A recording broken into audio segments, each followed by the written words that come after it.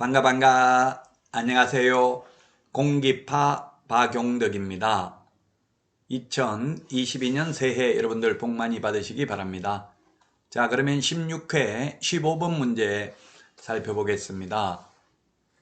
경매에 관한 설명으로 틀린 것입니다. 경매는 해마다 시험에 한 문제 출제가 되죠. 틀린 것입니다. 1번 미등기 건물도 강제경매의 대상이 된다. 예, 미등기 건물도 부동산의 방법으로 강제집행이 가능하도록 바뀌었습니다. 2002년에.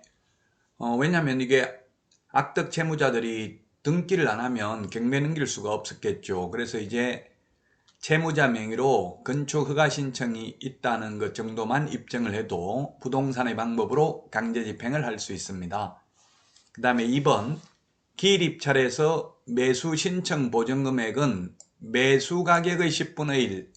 예, 매수 가격의 10분의 1. 이게 틀렸네요. 요게 시험에 빅데이터에 의하면 최고 시험에 많이 출제됐습니다. 우리 핵심 비교 정리 프린터 56번에 맨 밑에 10분의 1에 보면 동그라미 1번에 있습니다. 최저 매각 가격의 10분의 1입니다. 최저 매각 가격의 10분의 1. 옛날에는 자기가 써낸 금액의 10%, 입찰가, 응찰가의 10%인데 지금은 최저 매각 가격의 10분의 1로 바뀌었습니다. 따라서 2번이 정답입니다. 매수 보증금은 최저 매각 가격의 10분의 1, 항고 보증금은 매각 대금의 10분의 1이죠. 공매 보증금은 매각 예정 가격의 100분의 10 이상입니다. 우리 핵심 비교 정리 프린터 10분의 1에 1, 2, 3번에 있습니다. 핵심 비교 정리 프린터는 네이버 카페 박용덕 박사의 부동산 여행에서 다운로드 받을 수 있습니다. 3번 매각 부동산 위에 설정된 모든 저당권, 건저당, 담보가등기, 압류, 가압류는 무조건 소멸하죠.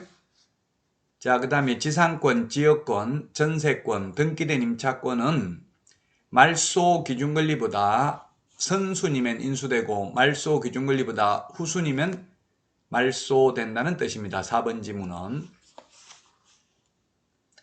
4번도 그래서 맞습니다. 그리고 5번은 매각 대금을 다 낸 때의 소유권을 취득합니다.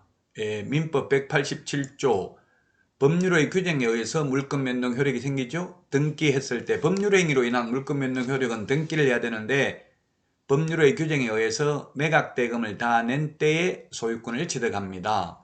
따라서 2번이 정답이 되겠습니다. 경매가 해마다 시험에 한 문제 출제되니까 꼭 숙지를 해야 되겠습니다. 매수 보증금은 최저 매각 가격의 10분의 1이다. 매수 신청 가격, 자기가 써낸 금액 10분의 1이 아니고요. 자, 다음은 16번 문제 보겠습니다. 사무소 이전에 관한 설명으로 틀린 것입니다. 사무소 이전, 우리 이사 가는 거하고 주민등록 옮기는 거하고 제가 같다고 이야기했습니다. 그래서 우리 주민등록 옮기면 이사 가고 나서 이전 후 동주민센터에 신고하듯이 사무소 이전도 이전 후 등록관청에 신고합니다. 그리고 이전한 날로부터 사후 10일 이내에 신고합니다. 우리 주민등록도 사후 신고하죠? 옛날에는 전출 신고를 먼저 했는데요.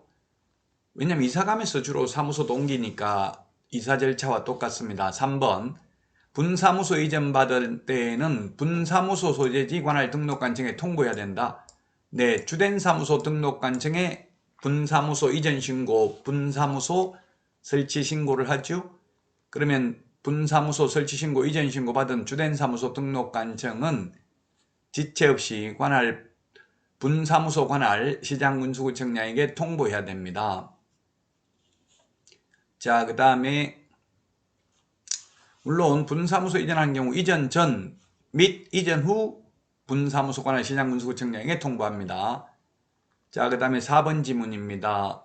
공동사무소에 소속된 개업공개사에 대해서는 공동사무소의 대표자가 일괄하여 사무소 이전 신고할 수 있다. 이게 틀렸네요. 공동사무소의 경우에는 효율적인 업무 수행을 위해서 사무소를 같이 쓸 뿐이고요. 모든 건 독립성이 인정됩니다. 그래서 사무소 이전 신고도 개별적으로 해야 되고요. 인장 등록, 보정 설정 각각 따로따로 실질적으로 칸막이가 있는 별도의 사무소나 마찬가지입니다. 단지 효율적인 업무 수행을 위해서, 즉 월세 줄이려고 사무소를 같이 쓰고 있을 뿐입니다. 4번이 틀린 정답이고요. 5번 개업공개사가 등록관청 관할지역 내로 이전한 경우 등록관청은 중개사무소 등록증 또는 분사무소 설치 신고 확인서에 변경사항을 기재하여 교부할 수 있다. 예, 그렇습니다. 관할구역 밖으로 가면 재교부고요. 관할구역 안에서는 원칙 재교부 예외 등록증의 기재사항을 변경하여 교부할 수 있습니다. 따라서 4번이 정답이 되겠고요. 다음은 17번 문제 보도록 하겠습니다. 틀린 것입니다. 이때까지 시험 출제된 걸 보면 약 70%가 틀린 걸 물었습니다. 그러나 최근 들어서는 어렵게 내려고 약 50%를 옳은 지문으로 출제하는 경향이 있습니다. 1번 개업공개사는 등록관청 관할구역 안에 사무소를 둔다. 네, 그렇습니다. 이게 15회 문제지, 16회 문제지만 제가 33회 시험 대비해서 다 33회 시험에 맞게 다 수정을 했습니다. 등록관청 관할구역 안에 사무소 한 개만 둘 수 있죠. 개인의 경우. 다만 이번에 효율적인 업무 수행을 위해서 공동사무소를 설치할 수 있다. 개업공개사라면. 그 다음에 3번 법인인 개업공개사는 등록관청에 신고하고 그 관할구역 외의 지역에 분사무소를 둘 수 있다. 분사무소라는 것은 지사, 지점 개념이죠. 분사무소는 시도별로 일개소를 족할 수 없다. 이게 X네요. 시군구별로 일개소를 족할 수 없습니다.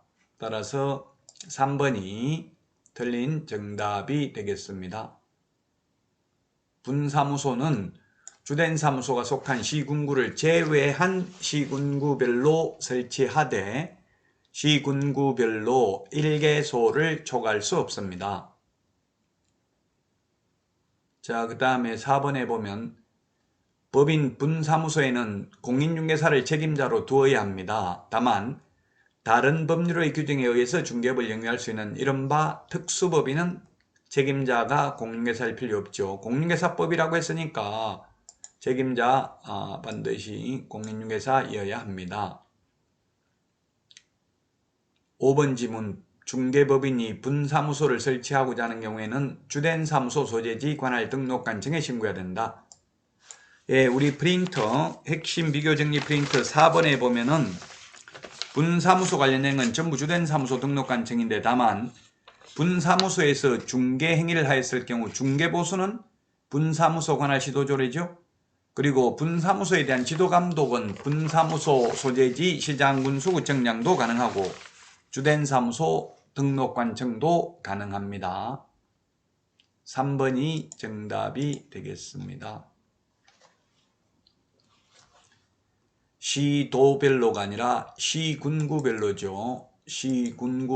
시군구별로 일개소를 족할 수 없습니다. 시도별로 해서 X가 되겠습니다. 여러분 수고 많으셨습니다. 다음 시간에 찾아뵙겠습니다. 안녕히 계십시오. 안녕.